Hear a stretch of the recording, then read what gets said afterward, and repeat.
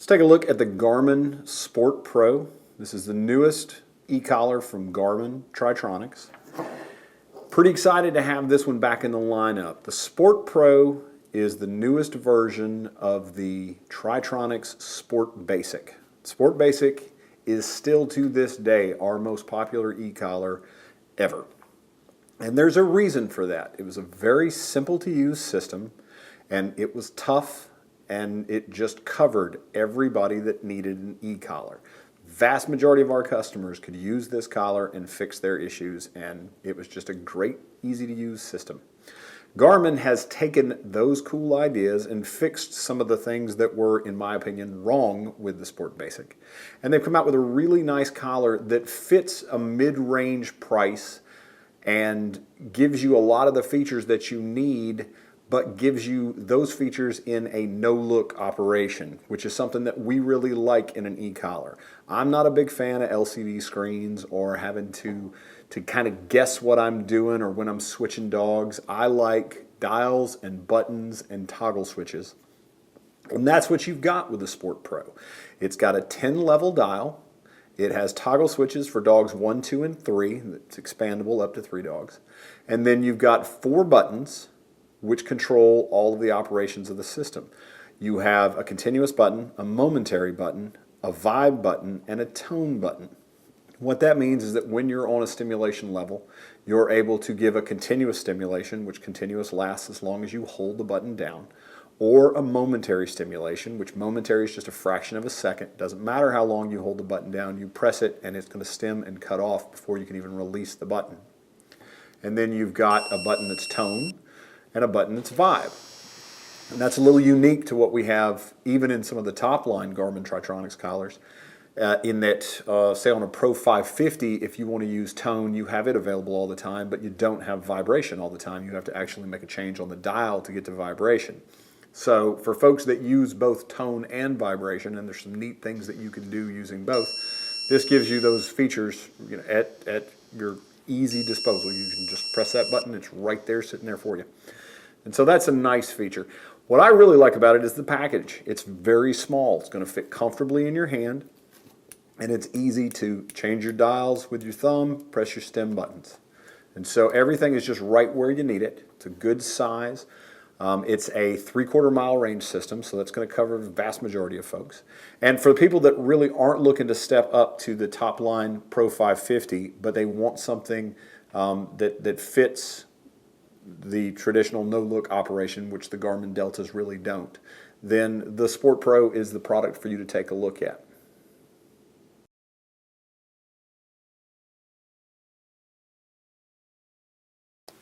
All right, let's talk about a couple of the auxiliary features of the Garmin Sport Pro.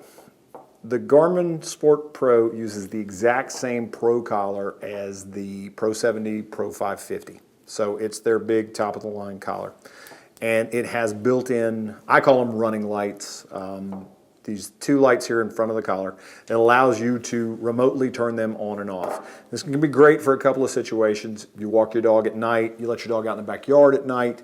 If you're out in traffic, I use it on my duck dog in, out in the mornings when I'm setting decoys. I can turn the light on, and I know exactly where he is, and also if he wants to be out there helping me out, got a little extra flashlight with us. So it's a good safety feature.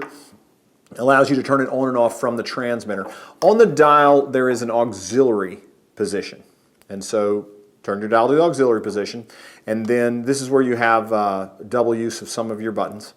The vibe button is the light on, so you press that and your lights come on. And the tone button is your lights off. Press that and your lights go off. So on, off, on, off. And once again, that's when you're in the auxiliary position. Allows you to activate that. So you can turn your lights on, and then you can go back and use your stimulation. Lights are going to stay on. When you get ready to cut them off, you turn your dial back to auxiliary, press the button, and they cut off. Going to have a little bit of a power drain with that. The lights are on all the time. It's not a lot. Our figures, and we've been told it's about 10%. So keep that in mind. But great safety feature. Help you keep your dog from getting hit, by a car if they're out. Just makes them easier to see, and that's a good thing.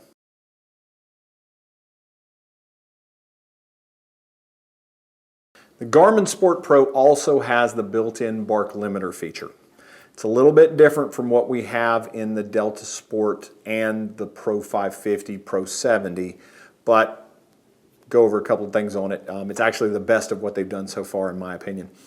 You can, just like in the Pro units, you can turn it on at the collar. So to do that, you simply press your power button. Light's going to go red, it's going to go blue. You release it when it's blue, and now it's in auto rise bark limiter mode. And that's just the same way it works on the Pro 70 or the Pro 550. The downside of doing it this way is that you cannot remotely deactivate it from your transmitter. But if you don't have the transmitter with you and you want to use it strictly as an auto rise bark collar, that's the way to do it. And when you get ready to cut it off, you simply turn the unit off and you're back into regular mode. So, turn it back on, now it's back in your e-collar mode. So, continuous stimulation, 5, 10. All right, you want to activate your bark collar with the transmitter. It's another one of your auxiliary features.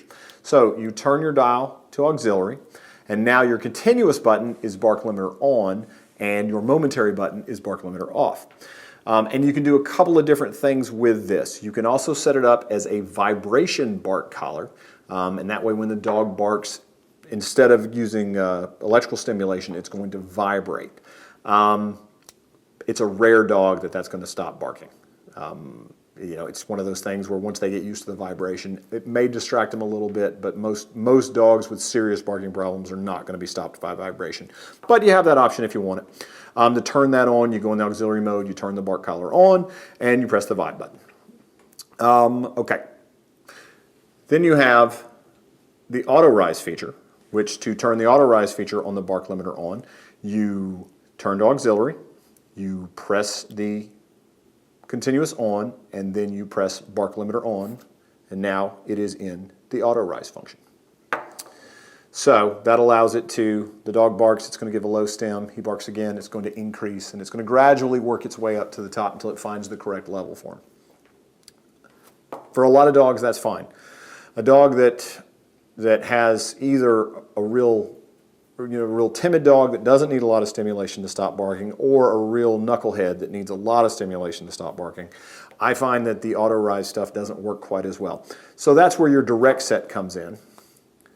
So we're going to cut that off, go back into auxiliary mode, and you cut your bark limiter on, and then you turn your dial to the stimulation you want. I'm going to go to a 7, and you press the button again.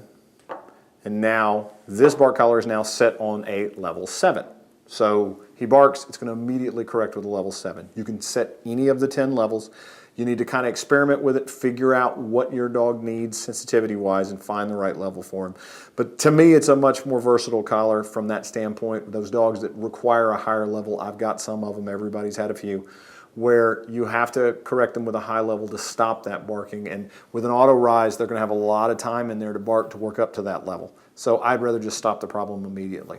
So having that direct set, that's a great way to do it. When you get through and you want to go back, you simply turn your auxiliary and press your bark limiter off, and it goes back to being an e-collar.